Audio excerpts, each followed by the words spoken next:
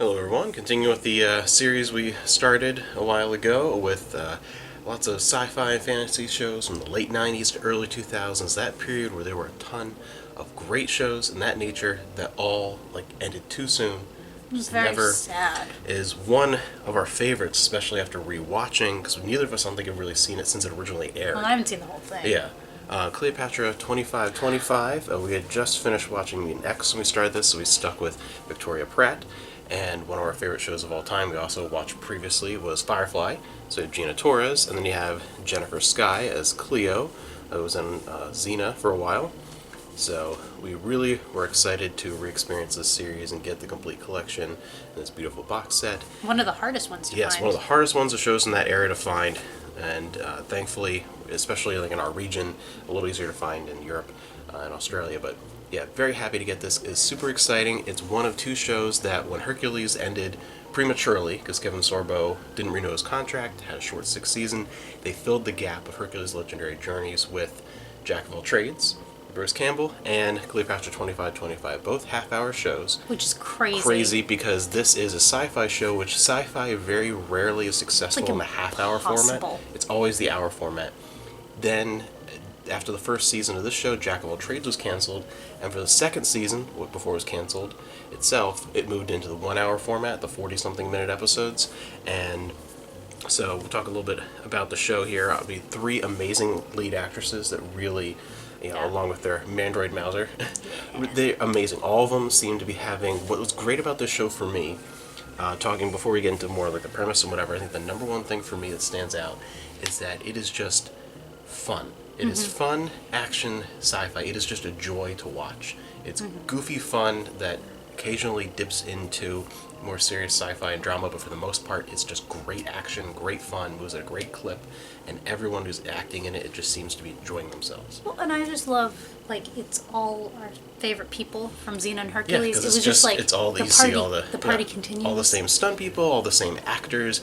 Even the The main music villain, and Cregan, is the guy who played Strife in Hercules and Xena, and it's all the same people. You have Effany is in there as a character in this from Xena and Hercules. I mean, just all the familiar people, familiar style, familiar stunts. R.J. Stewart's in doing stuff. Sam Raimi, Rob Tappert, everyone who is involved with that. The same person who did the main the musical composition for Xena and Hercules, he was still doing it for this. I mean, it just has a familiar feel. It's just a sci-fi twist on that and you style. can tell even the clothes, the costumes, you could tell they just made them more metallic. Yes, yeah, this is this warlord's uniform, it's the same, and they added sci-fi stuff to it, wore. or knitted, but it's just great. So the entire concept is it's the year 2525, and humanity has had to escape and rebuild society underground with one of the best opening. I love the music and everything. It's one of my favorite opening segments to a show. Yeah. And because humanity, the surface has been taken over by, we won't spoil what they actually are, by these biological, mechanical things called Baileys that have taken over the surface of the Earth hundreds of years ago. So right around the time that we're in now, would probably be around when it got started, that humanity had to escape underground and survive, and lots of mutations, and it's this huge underground network with all these different levels and all these power struggles and whatever. Over the last 500 years, humanity has evolved underground and is still fighting the Baileys. And there is this opposition controlled by the enigmatic and mysterious voice who creates these teams of three, pretty much always three, I think. It's always three. And they are basically leading the resistance and trying to make life better first of all, for people underground, because there's lots of these different criminal organizations and things. And the main goal is, of course, to try and fight the Baileys, find a way to retake the surface for humanity. And one of the teams in the very first episodes, this isn't spoiling anything, just in the first episode, the team, which has Gina Torres and Victoria Pratt, is Helen and Sarge, the characters. Their third teammate ends up being what's called a betrayer, which is this first few minutes of the episode. Betrayer is basically the Baileys. Organic. They copy a human, but make it one of their own with weapons, and so it's it can infiltrate. A person will disappear, and suddenly that person reappears. Oh, where the heck were you? And they have all their memories and everything. They basically are themselves, but they're programmed to giant guns fight. on their hands. So, and after that, they are now a man short, a woman short, and they end up filling that team. She's injured. Yes, and she's injured. They end up healing her, and part of where humanity's getting replacement organs and things to repair is from humans from our day, and a little bit further from our day, that were cryogenically frozen. So get yourself cryogenically frozen. Yes. And while this is happening, they thaw someone, and we learn later on there's a whole type of people called thaws, so basically just people that were unfrozen and try to reintegrate into society. They thaw Cleopatra, and she becomes part of their team. They kind of adopt her, and she's went under because she was a stripper from late 90s, early 2000s who went in for a boob job and something went wrong, and she was cryogenically frozen and just never awoken. As happens. So it's great, but she awakens and becomes part of this resistance, part of this voice group, part of this team. And to me, I think one of the best elements in the entire show is how they excellently write in her evolution over the course of the 2 seasons that we got, to where she wasn't like episode 1 and then next episode she's suddenly fighting alongside them and shooting. They didn't do that. They also didn't do, sometimes shows will take it to where that person never evolves and they're still the clueless nut from the other century. They're just references. Yeah, she just very slowly does that, and she's great. Yeah, and she's fantastic. It's done so well. I love all 3 main characters. They do such a great job. They have great chemistry together. You could tell, even just watching the behind-the-scenes stuff, the little bit that's on here, that they were just really getting along and having fun. And it translated Victoria on screen. Pratt actually is laughing. She looks so depressed in Mutant X. Yeah, she looks by the end so of Mutant angry. X, you could see it, and even the behind-the-scenes stuff for Mutant X from season 1 to 3. So, she was just sick of it. It seemed like, but in this, it seemed like everyone was just having a grand old time. Jennifer Skye seems like one of the most hilarious goofballs ever. She seems great.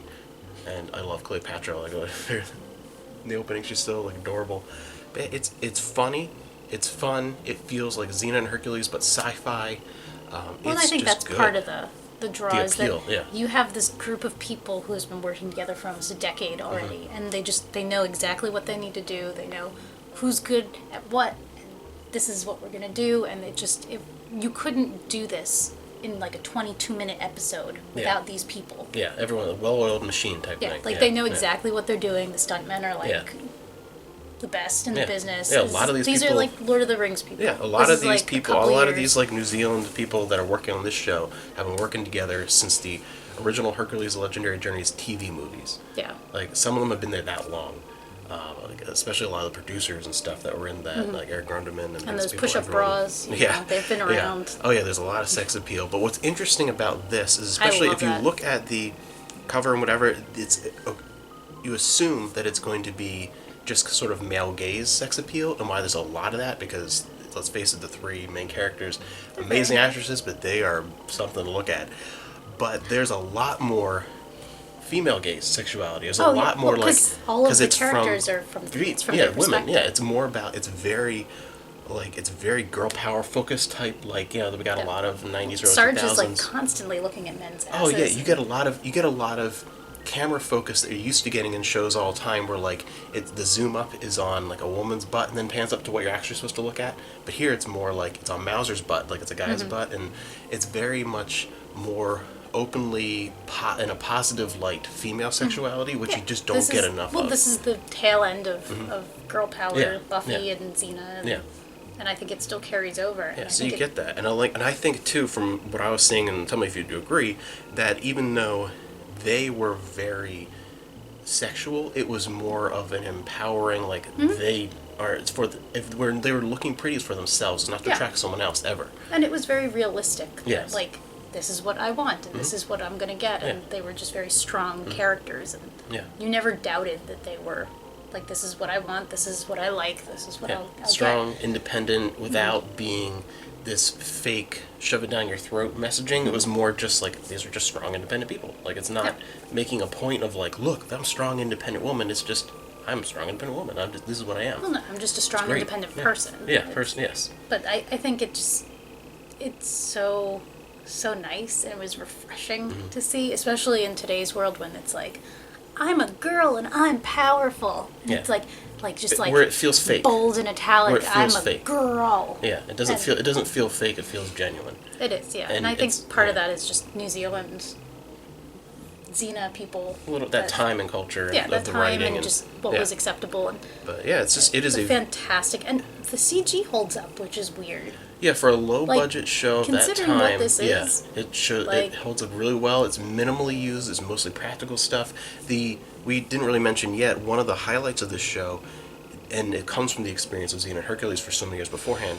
The fight choreography, particularly once they have more time when they get into the 40-something minute episodes rather than the 20-something minute. Once they have that little bit extra time to work with things. The fight choreography is spectacular here. From really good stuff. And especially again season 2, really really good. A lot of great wire work. Like it's very expertly done and looks fantastic. But I think some of that's also the fact that Gina Torres and Victoria Pratt can do their own stuff. Yes, do their own stuff. Yeah, and yeah. You see the two of them and stuff all the time. And I think it's a lot of experience, like you said, because we saw Victoria Pratt, we saw the same actress in Mutant X, and even the first season they were doing a lot of wire work. Yeah, which came after this. Yeah, this was right after The Matrix, so everyone was doing and wire it didn't work. look anywhere near as good. And she was still doing her own stunts and things, but it didn't look as good. But you could, it's different when you see, there's a group of people that know how to do wire work. We've been doing wire work closer to China and Japan, so they have more experience with the wire work, and I think it really made a difference. And I mean, it was just fun to see, oh, that guy's from Beastmaster. I saw him before, and who's that guy? I know that guy. Yeah, Put Lost a beard World on him and everything. It's all it's all our friends. Yeah. It was very comfort food. If you haven't seen it before, because again, it was very short lived. And again, it's not one of those shows that got a lot of reruns on Sci-Fi Channel very often, that type of thing. It's kind of disappeared. Just speaking from our region, I don't know about other places, but I feel like this is the kind of show that probably was in repeats in Germany a lot. It just has that feel to me. It's very. But if you like sci-fi and you like that sort of the action with that time period where it has the influence of 80s Hong Kong action in this very Western sci-fi type storytelling, it's a sci-fi Xena Hercules type thing. Yeah, but I think it does. It's not quite as campy as some of Hercules. Yeah, but it can be, and especially in the beginning, it definitely can be campy. But it's good. It establishes itself immediately as legitimate sci-fi, which just looking at the cover, you wouldn't think it's legit sci-fi. You'd think it's more just sex appeal. And there is this stigma, I think, with science fiction more than fantasy, of to be legitimate sci-fi, you have to constantly be dour and serious and dry, and that's not always true. You can be a fun, bubblegum sci-fi, I want to call it, you know what I mean? That feeling, you can do realistic. it and still have substance, because there's still, especially it's towards the end of the series again, it starts building more substance, and then, without spoiling anything, we get a big build-up at the end of season 2, where it is just unceremoniously canceled because it was building up to a really big season 3 where it was we moved from the half-hour format to the 1 hour format, and we are kind of building up, alright, we've now built up this world and these characters, and we've built up multiple side characters that reappear throughout the show. Everyone's now familiar with all the players, on everything that's going on in the story. We're building up, here's stage 3 coming next year of the story. The end. Done, yeah. So many shows. Yeah, so many. I think that's so many good shows, but with sci-fi and fantasy that just.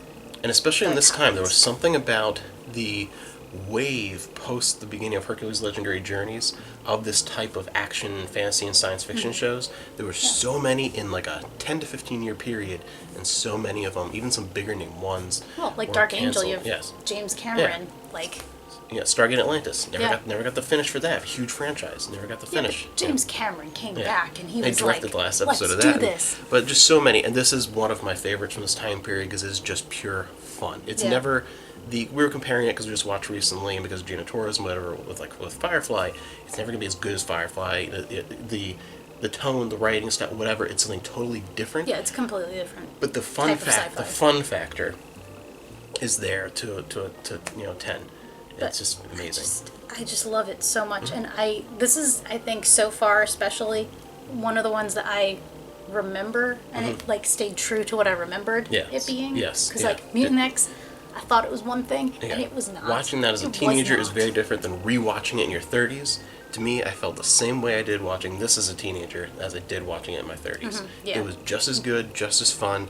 Again, I think the biggest reason for it being successful, the 3 main actresses are all fantastic in every way, and Jennifer Skye is one of the most adorable people ever. It was a great.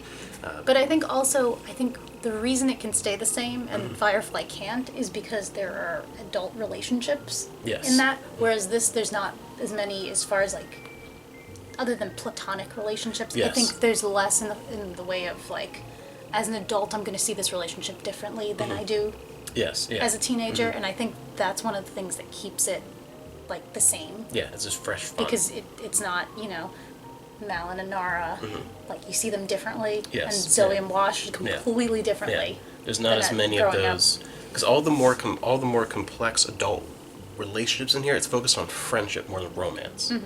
More than that, so it's cool. But yeah, it's a great show. Definitely check it out if you haven't seen it. If you have seen the show, let us know down below. If you are a big fan of it, and love stuff from that time period.